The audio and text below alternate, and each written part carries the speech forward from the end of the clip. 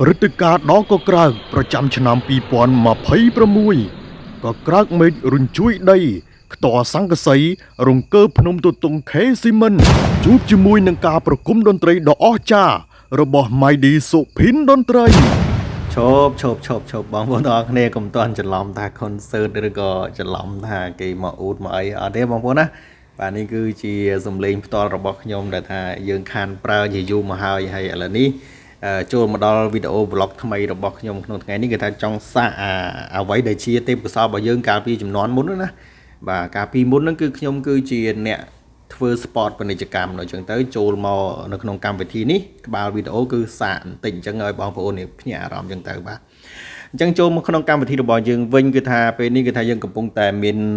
ការប្រគំតន្ត្រីមួយគឺនៅខាងជើងរោងចក្រ K-Cement បាទថ្ងៃនេះគឺថាមានតុកច្រើនមែនតើបាទអត់ទាន់ដឹងថាប្រហែលតុកទេហើយមានការប្រគំពីខាង Mighty សុភិនតន្ត្រីបាទអញ្ចឹងមុននឹងកម្មវិធីចាប់ផ្ដើមគឺថាខ្ញុំបានចុះពីលើឆាកមកបន្ទាប់ពីយើងតេស្តសោនហើយគឺថាយើងដើរសេរីថតតាមតុកតាមរោងអីចឹងទៅដើម្បីធ្វើជាវីដេអូចែកជូនដល់បងប្អូនទាំងអស់គ្នាបាទឥឡូវនេះបងខាងជួរមុខបាទគាត់កំពុងតែសេរីតុកបាយរបស់យើងហ្នឹងគឺថាងាកទៅខាងបន្តិចបាទឬក៏ថាលើកទៅខាងទៅកន្លែងដែលមានសុវត្ថិភាពសម្រាប់ពួកគាត់បាទយើងគាត់ថាបងជួមុខគាត់ថាគាត់យល់ដឹងពីគ្រប់កលៈទេសៈទាំងអស់មិនថាតការហូបចុកឬក៏ការដំឡើងឆាកទេបាទនេះគឺជាទូនាទីរបស់គាត់ទៅហើយបាទហើយអ្នកចម្រៀងយើងមិនដឹងមិនទេបាទគាត់រៀងរាំតិចទៅហើយបាទ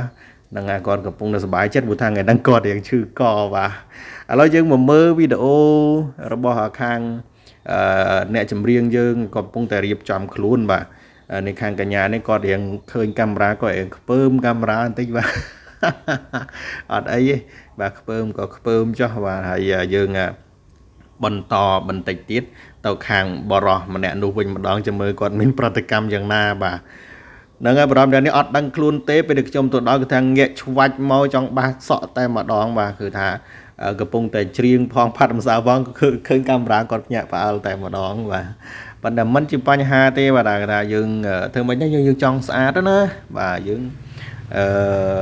ទោះបីប្រុសក៏អាចលាបម្សៅបានដែរបាទលាបម្សៅថែមក្រែមអីតិចទៅដើម្បីឲ្យថាវាស៊ីជាមួយនឹងភ្លើងនៅពេលយប់បាទឥឡូវយើងទៅមកផ្នែកទៀតទៅមើលបងខាងនោះបាទយ៉ាងម៉េចហើយឃើញចុងផុសលើកមហូបមកហើយថាគាត់នឹងមានប្រតិកម្មអ្វីខ្លះជាមួយនឹងមហូបនោះបាទហើយនេះគឺជាជួបអ្នកចម្រៀងទៀតហើយបាទហើយបងខាងក្រោយនោះគឺបងខាងជួរមុខគឺបងដាបាទហ្នឹងហើយនេះគឺញ៉ាស្រីណូបាទគាត់សួរខ្ញុំតាក់ទងទៅនឹងកុំព្យូទ័របាទកុំព្យូទ័ររបស់គាត់គឺអាឡុតអញ្ចឹងណាបាទគាត់សួរថាត្រូវធ្វើម៉េចបាទហើយខ្ញុំឆ្លើយថាអត់មានត្រូវធ្វើម៉េចទេបាទខ្ញុំក៏អត់ចេះដែរបាទហ្នឹងហើយក៏បន្តចូលមកប្លង់របស់ខាងកញ្ញាសុខាបាទកញ្ញាសុខាគាត់កំពុងតែអួតនៅកគាត់ហ្នឹងគាត់ថាជាពេជ្របាទគាត់សន្សំមករាប់ឆ្នាំហើយបានពេជ្រប៉ុណ្ណាណីហ្នឹងគឺថាយកមកពាក់ចែកជូនដល់ទស្សនិកជនបានមើលតែម្ដងពេជ្រធំណាស់បាទនឹងឥឡូវយើងបន្តមកខាងកញ្ញានូបាទឬក៏ហៅថាច័ន្ទធូជ្រយធំបាទព្រមទាំងក្រុមការងារយើងផ្សេងទៀតដែលកំពុងតែពិសាភោជនីយហាពេលល្ងាចបាទនឹងហើយបាទហើយនេះខាងអ្នកចម្រៀងយើងគាត់ក៏ផ្សព្វផ្សាយឲ្យស្រាបៀ Gainsbourg ណាអញ្ចឹងបើសិនជាស្រាបៀ Gainsbourg ឃើញបាទជួយឧបត្ថម្ភគាត់ចំនួន$1ផងបានព្រោះថាគាត់ខំប្រម៉ូទឲ្យស្រាបៀ Gainsbourg បាទឥឡូវយើងមកមើលខាងតុកមួយទៀតបាទតុកមួយទៀតនេះថាខាងកញ្ញាយើងអត់ឲ្យថតទេរៀងអៀនអញ្ចឹងខ្ញុំថតអ្នកដែលមិនមែនជាតារាវិញបាទមិញខាងតារានោះគេអត់ឲ្យថតបាទទីបំផុតនៅតែឲ្យថតដែរទេគឺថាមនុស្សលក្ខណៈថាចង់ធ្វើចរិតស្អាតស្អាតណាបាទហ្នឹងហើយតាមពិតទៅថាឲ្យឃើញកាមេរ៉ាមិនបានទេថាឲ្យតែកាមេរ៉ាថតស្អាតតែខ្លាចតែកាមេរ៉ាអត់ស្អាតអញ្ចឹងណាបាទចៃដន្យនៃកាមេរ៉ាខ្ញុំនេះថាវាមិនសូវស្អាតទេប៉ុន្តែបាន edit យោងបាទហ្នឹងហើយធម្មតាទេអ្នករាំអ្នកច្រៀងពេលដែលគាត់ប្រែកាយអត់តាន់ហើយគាត់អត់តាន់ make up ហើយអញ្ចឹងគាត់អត់ចង់ឲ្យថតទេក៏ខ្លាចឃើញមុខក្រក់របស់គាត់មុខអត់ស្អាតរបស់គាត់នឹងអញ្ចឹងហើយគាត់រៀងកិច្ចតិចហើយបាទហ្នឹងហើយឥឡូវយើងមកមើលមុខរបស់បរិសសង្ខាម្នាក់នេះវិញម្ដងបាទខ្ញុំអត់ដែរស្គាល់ទេមិនដឹងថាគាត់មកពីណាទេបាទគាត់មានវត្តមាននៅក្នុងកម្មវិធីនេះដែរបាទហើយ